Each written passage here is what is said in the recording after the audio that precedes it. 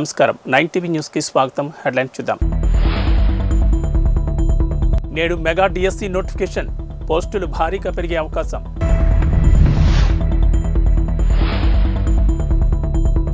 ORR టెండర్లపై విచారణ, CBI లేదా ఆ స్థాయి సంస్థతో దర్యాప్తుకు నిర్ణయం.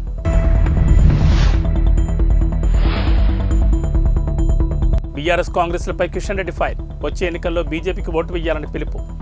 నిరుద్యోగులకు తెలంగాణ ప్రభుత్వం నేడు తీపి కబురు చెప్పనుంది. రాష్ట్రంలో ఉపాధ్యాయ పోస్టుల భర్తీకి గాను మెగా డిఎస్సి నోటిఫికేషన్ విడుదల చేయనుంది. సీఎం రేవంత్ రెడ్డి తన నివాసంలో 11,062 పోస్టులతో కొత్త నోటిఫికేషన్ వేయనున్నారు. ఇందులో ఎస్జిటిలు 6,508, స్కూల్ అసిస్టెంట్లు 2,629, లాంగ్వేజ్ పండిట్లు 727, పీఈటీలు 182, స్పెషల్ కేటగిరీలో స్కూల్ అసిస్టెంట్లు 220, ఎస్జిటిలు 796 పోస్టులు ఉన్నాయి. కొత్త నోటిఫికేషన్ వేసేందుకు గాను గత ఏడాది వేసిన డిఎస్సి నోటిఫికేషన్ను ప్రభుత్వం రద్దు చేసింది. ఆ నోటిఫికేషన్లో మొత్తం 5,089 పోస్టులను గత ప్రభుత్వం చేర్చింది. పాత అప్లికేషన్లు చెల్లుబాటు అవుతాయని పాఠశాల విద్యాశాఖ కమిషనర్ తెలిపారు.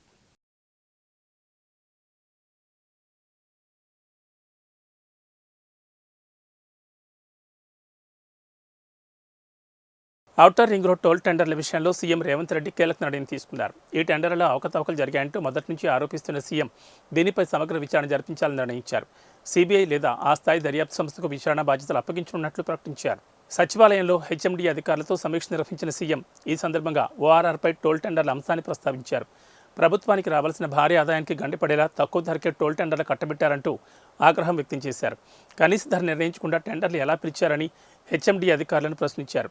ఇందులో ఎవరెవరి ప్రమేయం ఉంది, ఏ స్థలాలున్నాయి, ఎవరెవరు బాధ్యులు అనే విషయాలపై అన్ని కోణాల్లో తొలుత హెచ్ఎండిఏ పరిధిలో విచారణ జరపాలని ఆదేశించారు. టెండర్లలో అవకతవకలు, అనుసరించిన విధానాలు, ఫైళ్లు కదిలిన తీరుపై పూర్తి వివరాలతో ప్రభుత్వానికి నివేదిక ఇవ్వాలని హెచ్ఎండిఏ జాయింట్ కమిషనర్ ఆమ్రపాల్ని ఆదేశించారు. ఈ వ్యవహారానికి సంబంధించి ఏవైనా ఫైళ్లు మిస్ అయినట్లు గుర్తిస్తే సంబంధిత అధికారులు బాధ్యులైన ఉద్యోగులపై కేసులు నమోదు చేయాలన్నారు. హెచ్ఎండిఏ నుంచి పూర్తి నివేదిక అందిన తర్వాత కేబినెట్లో చర్చించి సిబిఐ లేదా అదే స్థాయి దర్యాప్తు సంస్థకు అప్పగిస్తామని చెప్పారు. టెండర్లకు ముందు ఓఆర్ఆర్పై టోల్ వసూలు ద్వారా ఏడాదికి 600 కోట్ల ఆదాయం వచ్చేదని అధికారులు సీఎం దృష్టికి తీసుకెళ్లారు. దీంతో 30 ఏళ్లకు 18,000 కోట్ల ఆదాయం వచ్చేదని, అలాంటిది 7,380 కోట్లకే ఎలా అప్పగించారని అధికారులను సీఎం రేవంత్ ప్రశ్నించారు. హెచ్ఎండిఏ అనుసరించిన టెండర్ విధానంతోనే ప్రభుత్వం 15,000 కోట్లకు పైగా నష్టపోయిందని సమావేశంలో ప్రాథమిక అంచనాకు వచ్చారు. హెచ్ఎండిఏ 2 కంపెనీలతో డీపీఆర్ తయారు చేయించడం, ప్రభుత్వ ఆదాయానికి నష్టం తెచ్చే డీపీఆర్ ఎంచుకోవాల్సిన అవసరం ఎందుకు వచ్చిందనే దానిపైన చర్చ జరిగింది. ఈ వ్యవహారంపై పలు అనుమానాలున్నందునే సమగ్రంగా విచారణ చేయిస్తే అన్ని నిజాలు బయటకొస్తాయని సీఎం అభిప్రాయపడ్డారు. టెండర్ దక్కించుకున్న సంస్థ ప్రభుత్వంతో చేసుకున్న ఒప్పందాన్ని చూపించి 49% వాటాను విదేశీ కంపెనీలకు అప్పగించిందని అన్నారు.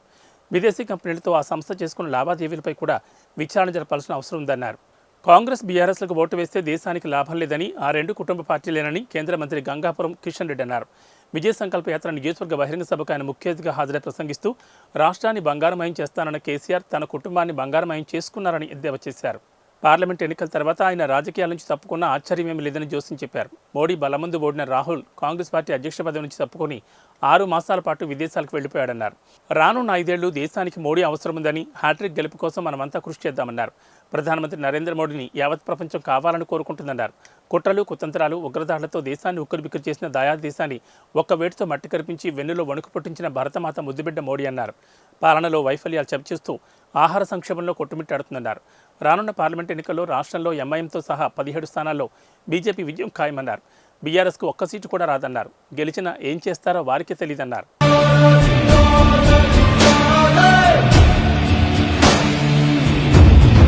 తెలంగాణ భాష అంటేనే క్లాసిక్ అని గవర్నర్ తమిళిసై సౌందరరాజన్ అన్నారు. తెలంగాణ భాష మాట్లాడుతుంటే చాలా ఆనందంగా ఉంటుందని చెప్పారు. రవీంద్ర భారతిలో బుధవారం జరిగిన పొట్టి శ్రీరాములు తెలుగు విశ్వవిద్యాలయం 16వ స్నాతకోత్సవంలో గవర్నర్ ముఖ్య అతిథిగా పాల్గొన్నారు. తెలుగు భాష, సంస్కృతి అంతటా వ్యాప్తి చెందాలని తమిళిసై సౌందరరాజన్ ఆకాంక్షించారు. తెలుగు భాషను ఇతర భాషలు మాట్లాడేవారందరికీ నేర్పించాలన్నారు. ప్రగతిని సాధించడానికి షార్ట్కట్లు ఉండవని, శ్రమని ఆధారమని చెప్పారు. స్నాతకోత్సవం పెద్ద పండగని పేర్కొంటూ సమాజానికి కొత్తదనం అందించడం మన బాధ్యతని అన్నారు.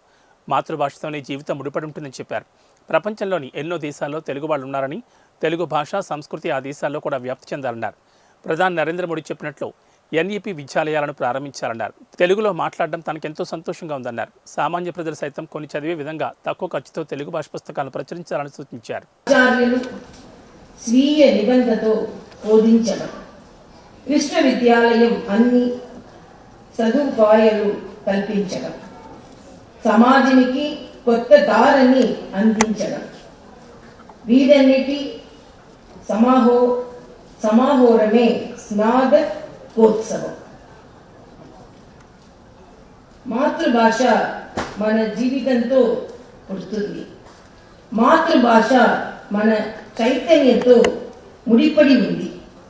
మాతృభాష మనల్ని ప్రకటిస్తుంది. మాతృభాష మనకు మార్గదర్శకం. తెలంగాణ మాతృభాష మరియు క్లాసిక్ భాష. పలుకుతున్నప్పుడు ఆనందాన్ని ఇస్తుంది, పలికినప్పుడు ఆసక్తిని రేకెత్తించే భాష. అందుకే మహాకవి భారతిని పాడారు, సుందర తెలుగులో పార్టీ చేసుకుందాం. తెలుగు మాట్లాడే ప్రజలు అనేక రాష్ట్రాలు మరియు అనేక దేశాలను ఉన్నారు. అక్కడ మన సంస్కృతిని చాటుతున్నారు. అక్కడ మన సంస్కృతిని ఔన్నత్యం గురించి మాట్లాడుతున్నారు. ఇక్కడ గ్రాడ్యుయేట్ అందరిని నేను అభినందిస్తున్నాను. మీరు ఈ తెలుగు భాష పూల పరిమళంలా వ్యాపిస్తున్నారు. ఈ తెలుగు భాష సంస్కృతి అందరికీ చేరాలి. ఇతర భాషలు మాతృభాషగా ఉన్న వారికి కూడా తెలుగు నేర్పించాలి. అలా చేస్తే సోదర భావం ఏర్పడుతుంది, రాష్ట్రాల మధ్య స్నేహం పెరుగుతుంది. ఈ విశ్వవిద్యాలయంలో ఎన్నో గొప్ప పుస్తకాలు ముద్రించబడ్డాయి. ఈ సంవత్సరం మొత్తం దానికి సామాన్యులను చేరవేల చిన్న చిన్న పుస్తకాలను ముద్రించాలని అనుకుంటున్నాను. తక్కువ ఖర్చుతో కూడిన ప్రజలను సామాన్యులు చదవగలిగేలా ప్రచురించాలి.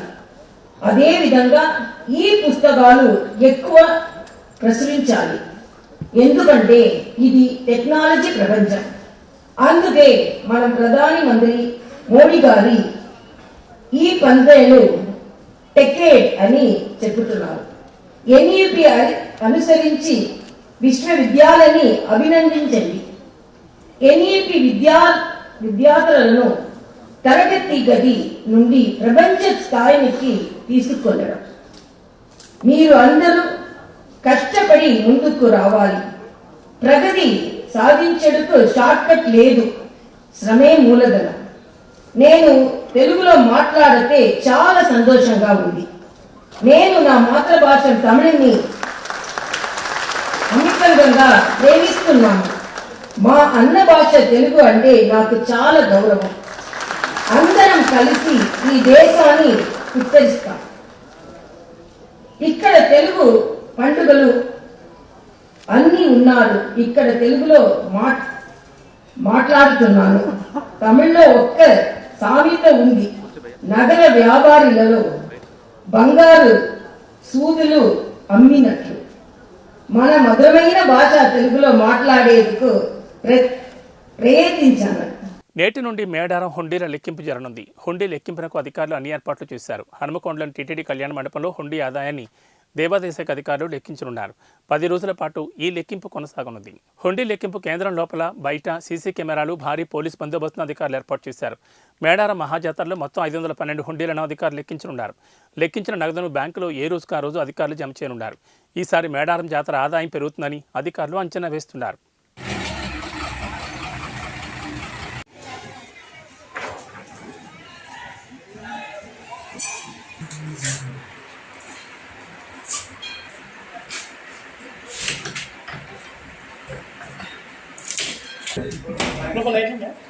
అంటే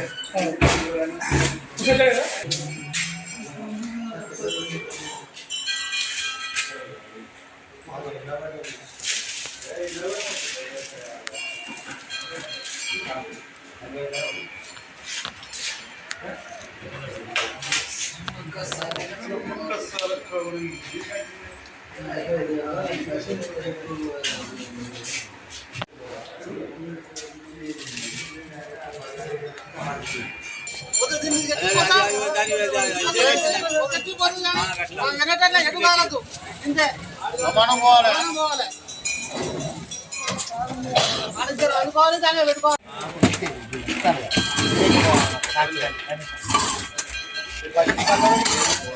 డూప్లికేట్ అది కెమెరా కనబడదు.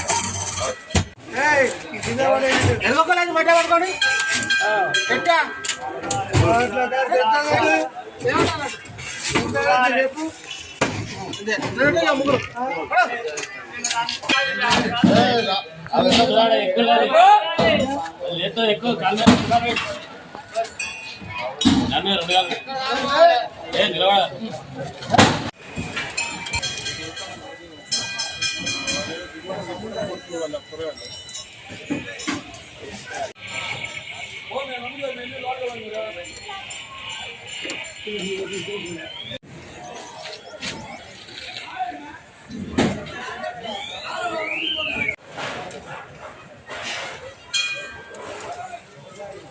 రాడిసన్ హోటల్ డ్రగ్స్ కేసులో నిందితునిగా ఉన్న టాలీవుడ్ డైరెక్టర్ క్రిష్ జాగర్లమూడి వ్యూహాత్మకంగానే విచారణకు హాజరు కాలేదా, తెలిసి మరీ గడువు కోరారా? ఈ ప్రశ్నలకు వైద్య వర్గాల నుంచి అయ్యుండొచ్చన్న సమాధానాలు వినిపిస్తున్నాయి. రాడిసన్ హోటల్ కొకైన్ పార్టీ కేసులో డైరెక్టర్ క్రిష్ జాగర్లమూడి నిందితునిగా ఉన్నారు. పార్టీ జరిగినప్పుడు తాను హోటల్కు వెళ్ళినట్లు స్వయంగా క్రిష్ జాగర్లమూడి చెప్పారు కూడా. అయితే తాను అరగంట పాటు అక్కడ ఉండి ఆ తర్వాత వెళ్లిపోయానని, ఎలాంటి డ్రగ్స్ తీసుకోలేదని చెప్పారు. డ్రగ్స్ టెస్టులకు తాను సిద్ధమని కూడా ప్రకటించారు. మరోవైపు మాదాపూర్ డీసీపీ వినీత్ సైతం క్రిష్ జాగర్లమూడికి డ్రగ్ పరీక్షలు జరిపిస్తామని ప్రకటించారు. అయితే టెస్టులకు సిద్ధమన్న క్రిష్ జాగర్లమూడి ఆ తర్వాత తాను ముంబైలో ఉన్నానని, విచారణకు శుక్రవారం లేదా శనివారం హాజరవుతానని పోలీసులకు సమాచారం ఇచ్చారు. కాగా వ్యూహాత్మకంగానే క్రిష్ పోలీస్ విచారణకు గడువు తీసుకున్నట్లుగా అనుమానాలు వ్యక్తమవుతున్నాయి. సీనియర్ ఫోరెన్సిక్ డాక్టర్లు చెబుతున్న ప్రకారం కొకైన్ సేవిస్తే దాని ఆనవాళ్లు రక్తంలో 2 రోజుల వరకు ఉంటాయి, మూత్రంలో 3 రోజుల వరకు కనిపిస్తాయి, ఉమ్మిలో 2 నుంచి 3 రోజుల వరకు కొకైన్ ఆనవాళ్లు కనిపిస్తాయి. తరచుగా సేవించే వారి వెంట్రుకల్లో 90 రోజుల వరకు కొకైన్ అవశేషాలు దొరుకుతాయి. ఈ నేపథ్యంలోనే పోలీసులు డ్రగ్ టెస్టులు జరిపిస్తే ఎలాంటి ఆధారాలు దొరకకుండా క్రిష్ జాగర్లమూడి విచారణకు గడువు కోరినట్లుగా తెలుస్తోంది. రాజన్న సిరిసిల్ల జిల్లా తెలంగాణలో ప్రసిద్ధ పుణ్యక్షేత్రమైన వేములవాడ శ్రీ రాజరాజేశ్వర స్వామిని దర్శించుకోవడానికి నిత్యం వేలాది మంది భక్తులు వస్తూ ఉంటారు. రాజన్న దర్శనానికి వచ్చే అధిక శాతం మంది పేద భక్తులే. వీరికి నాణ్యమైన భోజనం తక్కువ ధరకు అందించాలన్న సంకల్పంతో దాదాపు 10 సంవత్సరాల క్రితం లక్ష్మీ గణపతి కాంప్లెక్స్ ఎదురుగా క్యాంటీన్ అట్టహాసంగా ఆలయ అధికారులు ప్రారంభించారు. అయితే గత 2 సంవత్సరాల క్రితం కరోనా నేపథ్యంలో మూతపడ్డ క్యాంటీన్ నేటి వరకు తెరుచుకోలేదు. తెలంగాణలోని అన్ని పుణ్యక్షేత్రాల్లో ఇదే విధంగా ప్రారంభించిన క్యాంటీన్లు తెరుచుకున్నాయి. వేములవాడ ఆలయ అధికారులు నిర్లక్ష్య ధోరణితో తమకేమీ పట్టనట్లు వ్యవహరించడం పలు విమర్శలకు తావిస్తోంది. రాజన్న ఆలయం భక్తులతో కిటకిటలాడిన వారికి కనీస సౌకర్యాలు కల్పించడంలో ఆలయ అధికారులు ఘోరంగా విఫలమయ్యారు. కనీసం తాగునీరు అందించడానికి కూడా శ్రద్ధ చూపకపోవడంతో భక్తులు అల్లాడిపోతున్నారు. ఇప్పటికైనా ఆలయ అధికారులు కళ్ళు తెరిచి మూతపడ్డ క్యాంటీన్ వెంటనే తెరవాలని భక్తులు డిమాండ్ చేస్తున్నారు.